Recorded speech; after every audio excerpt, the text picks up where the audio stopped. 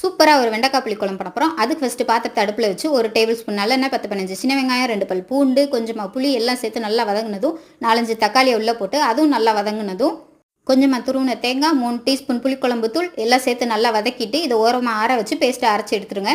அடுத்து கட் பண்ண வெண்டைக்காயை ட்ரை ரோஸ்ட் பண்ணி எடுத்துருங்க. இப்போ அதே பாத்திரத்தில் 3 டேபிள் ஸ்பூன் நல்லெண்ணெய், எண்ணெய் நல்லா காஞ்சதும் கொஞ்சமா வெந்தயம் பொரிஞ்சதும் 4, 5 சின்ன வெங்காயம், 2 பல் பூண்டு எல்லாம் தட்டி உள்ளே சேர்த்துட்டு ரோஸ்ட் பண்ணி வச்சிருந்த வெண்டைக்காயை சேர்த்து நல்லா வதக்கிட்டு அது கூட கொஞ்சமாக உப்பு, கொஞ்சமாக தண்ணி சேர்த்து ஒரு மூடி போட்டு 5 நிமிஷம் மீடியம் ஃப்ளேம்லேயே வச்சு வேக வச்சுட்டு 5 நிமிஷத்துக்கு அப்புறமா நம்ம அரைச்சி வச்சிருந்த பேஸ்ட்டை உள்ளே சேர்த்து அது கூட கொஞ்சமாக உப்பு, தேவையான அளவு தண்ணி எல்லாம் சேர்த்துட்டு மூடி போட்டு ஒரு 10 நிமிஷம் மீடியம் ஃப்ளேம்லேயே வச்சு வேக விட்டு எடுத்திங்கன்னா சூப்பரான ஒரு வெண்டைக்காய் புளிக்குழம்பு ரெடி.